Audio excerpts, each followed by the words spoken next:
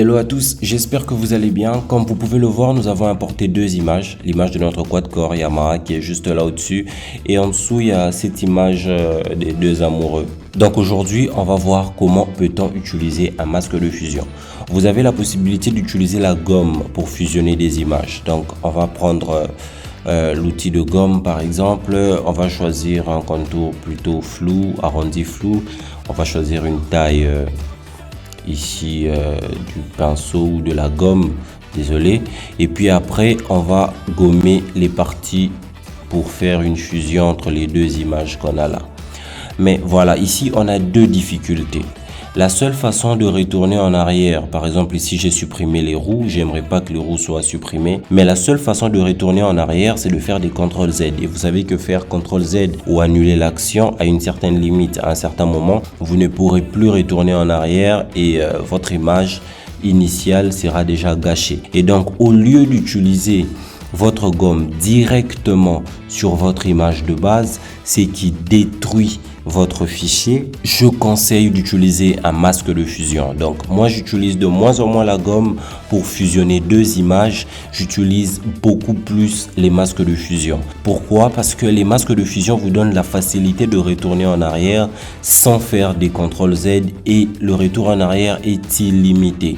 Ok, donc ce qu'on va faire, c'est qu'on va annuler cette action et puis après on va venir sur notre calque et puis créer un masque de fusion. Comment on crée un masque de fusion? On vient juste là en bas du panneau de calque, on clique là et vous allez voir ce carré blanc s'afficher à côté de votre calque sur lequel vous avez créé un masque de fusion.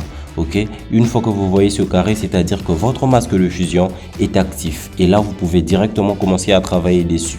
Ok, veillez surtout à ce que vous soyez vraiment sur le masque de fusion. Vous allez le savoir par cet encadrement, que ça ne soit pas comme ça mais comme ça.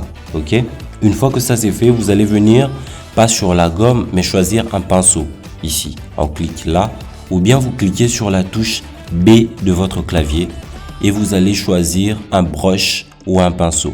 Ok, une fois que on a sélectionné l'outil de pinceau ou de brush, on fait un clic droit sur notre plan de travail. Vous allez avoir cette interface qui va s'afficher et puis vous pourrez ajuster peut-être la taille du pinceau, choisir un arrondi flou.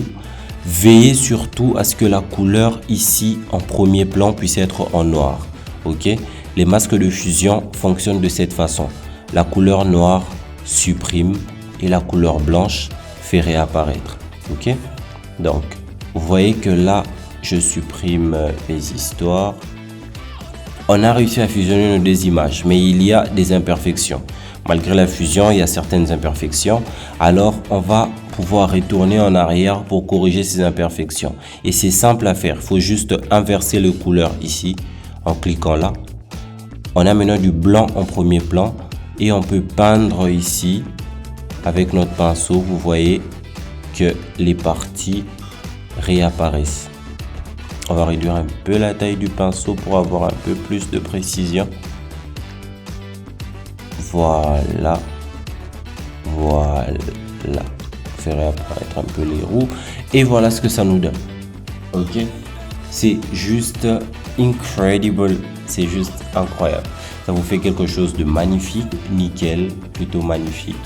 Avec la photo en arrière-plan, la mer en premier plan et la moto. C'est juste incroyable, ok? Et ça, vous pouvez le faire avec les masques de fusion Photoshop. Voilà pourquoi je vous propose. Et aussi, vous pouvez éteindre le masque de fusion. Vous venez sur le masque de fusion, vous maintenez la touche Shift et puis vous cliquez. Vous voyez, le masque de fusion disparaît et on revient sur nos images de base, ok? Et si vous cliquez à nouveau en maintenant la touche Shift, bien sûr, vous cliquez dessus. Voilà, vous avez votre modification qui est faite là. Et vous pouvez enlever le masque de fusion et le supprimer. Vous maintenez sur le masque de fusion. Vous cliquez et maintenez sur le masque de fusion.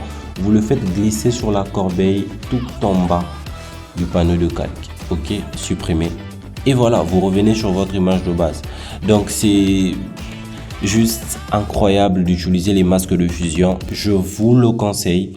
Moi, je vous le conseille. Vous voyez ce travail nickel, impeccable. C'est juste magnifique. Je vous le conseille et vous pouvez faire de très belles choses avec. Donc, à très bientôt sur la chaîne. Merci à tous les abonnés.